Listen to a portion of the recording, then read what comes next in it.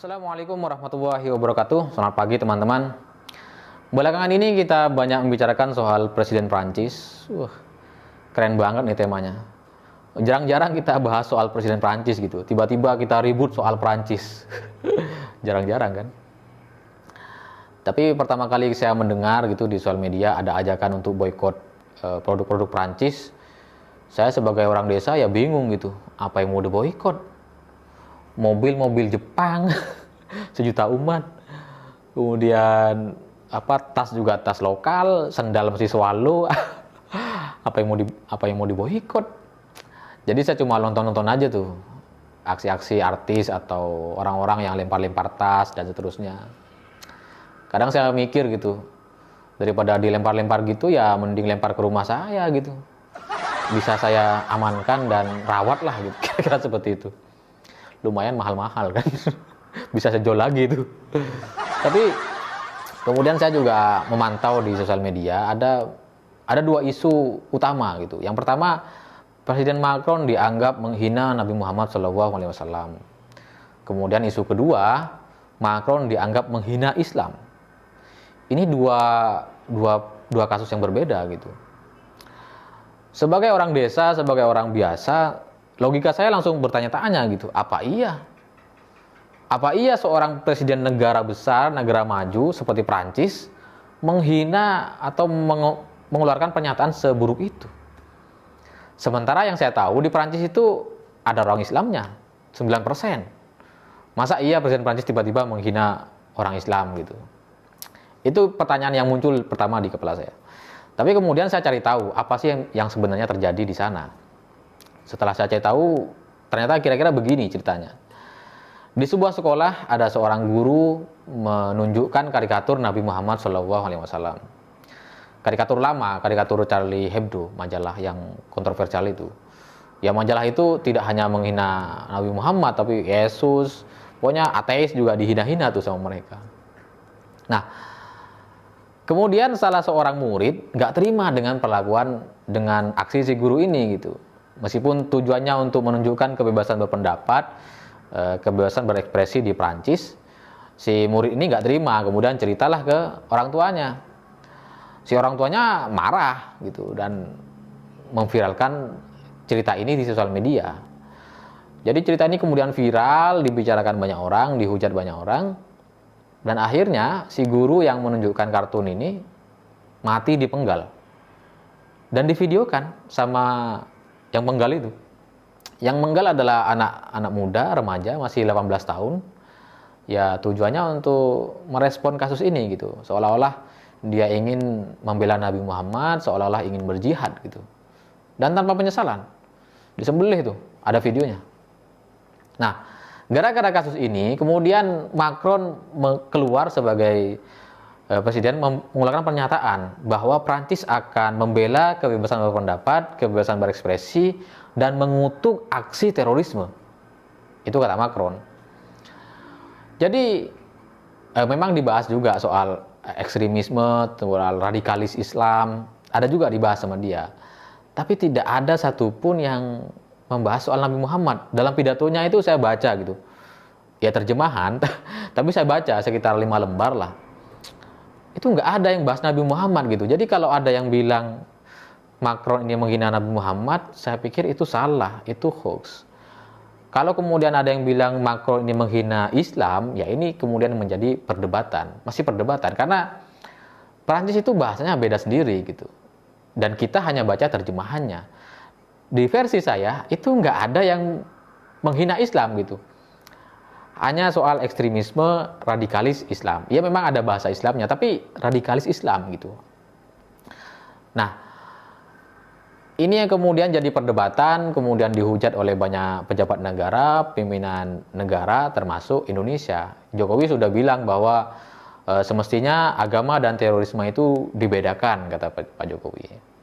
Tapi Pak Jokowi ini nggak tahu ya apa salah baca atau salah terjemah atau stafnya nggak ngasih tahu atau gimana. Karena kalau yang saya baca itu ya ada benarnya gitu. Macron bilang di semua negara sedang berkembang paham-paham ekstremisme radikalis seperti ini gitu, yang ingin mengganti undang-undang negara yang ingin menguasai sebuah negara. Dan soal Islam ya ada benarnya juga gitu, kayak ISIS. Itu representasi agama apa? Ya agama Islam gitu. Kemudian di Indonesia pengeboman, kemudian penyerangan terhadap gereja. Itu atas nama apa? Yang ngebom itu ya teroris-teroris ini atas nama Islam, berjihad katanya. Terus kemudian demi masuk surga, demi dapat bidadari gitu. Ya itu agama apa? Agama Islam gitu. Tapi bahwa itu tidak benar, iya. Tapi itu bagian dari agama radikalis Islam, ya benar gitu. Jadi kalau saya ditanya apa yang disampaikan oleh Macron, ya benar tuh. Dia nggak menyinggung soal Islamnya, tapi memang ada orang kelompok radikal Islam yang bertindak seperti itu. Itu maksudnya gitu.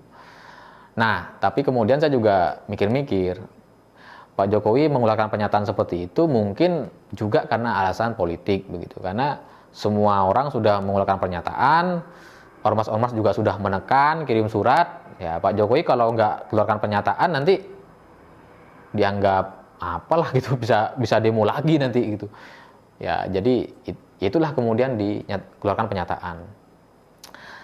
Tapi meskipun menurut saya agak kurang gitu. Mestinya Presiden Jokowi itu bilang begini, bahwa menjelaskan gitu kasusnya seperti ini, dan kemudian ya cara kita mengutuk itu bukan dengan boikot, bukan dengan perang, bukan dengan menyembelih, bukan dengan cara membunuh, ya tapi dengan cara-cara Islam yang rahmatan lil alamin, yang memaafkan, yang penuh kasih, yang meniru sifat-sifat Nabi Muhammad.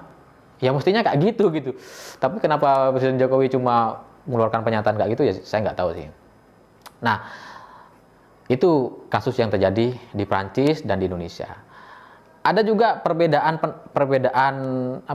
pendapat soal budaya gitu. Karena begini, di Prancis itu Charlie Hebdo itu udah biasa gitu. Yang dihina itu udah bukan cuma agama Islam, ada banyak agama gitu. Dan kebebasan berpendapat di Prancis dengan Indonesia itu beda jauh. Anggaplah begini, di Indonesia itu kalau orang pacaran, ya pacaran aja pegangan tangan gitu, nggak berani ciuman gitu. Di Prancis orang-orang ciuman di pinggir jalan itu biasa banget. Terus orang melakukan hubungan seksual di jalan, di pantai, ya biasa di Prancis itu gitu, nggak apa-apa gitu. Tapi kalau di Indonesia, jangankan di tempat umum ya, di kos-kosan aja dirazia Satpol PP gitu. Itu yang berbeda. Nah, kasus si guru yang meninggal dunia dan disembelih itu, yang menunjukkan karikatur Nabi Muhammad itu, sebenarnya itu kasus dalam negeri Prancis dengan segala budaya, hukum atau kebebasan berekspresi yang sekuler, yang bebas sekali, sebebas-bebasnya gitu. Tidak bisa disamakan atau dipaksakan mengikut aturan-aturan yang ada di negara kita yang penuh budaya, yang toleran itu ya sangat toleran begitu, nggak bisa seperti itu. Itu mungkin yang yang bikin kita karena perbedaan itu yang sangat jauh gitu, jadi nggak bisa gitu. Tapi ada satu yang saya apresiasi dari Presiden Jokowi, meskipun sudah mengeluarkan pernyataan, Presiden Jokowi tidak ikut mengeluarkan pernyataan boikot seperti presiden-presiden atau pimpinan negara lain. Itu bagus, karena ya boikot ini soal ekonomi aja. Kita lagi semua negara lagi susah karena gara-gara corona. Masa kita mau ikutan boikot ya, tambah susah lah kita gitu. Itu yang saya apresiasi dan itu sangat bijak dari seorang Presiden Jokowi. Selain itu, ada juga teman-teman yang non-muslim di Indonesia yang mengkritik presiden gitu. Katanya begini, presiden itu cuma berani respon soal kasus di luar negeri yang jauh, padahal di negara sendiri itu kasus intoleransi itu banyak sekali. Ya sampai ada juga tuh yang kecewa dengan Jokowi karena katanya di Indonesia tuh tidak diperhatikan kaum minoritas non-muslim itu. Kalau saya melihatnya begini, sebenarnya tidak semua isu atau kasus itu harus presiden yang turun tangan. Nggak bisa. Semua isu yang ada di Indonesia tuh presiden harus ikut campur, enggak gitu. Ada juga yang harus diselesaikan di daerah, ada juga yang sudah selesai di kepolisian dan seterusnya. Karena kalau semuanya presiden harus turun tangan ya repot. Sama kayak Pak Jokowi, kenapa Pak Jokowi nggak bela Gibran ketika difitnah?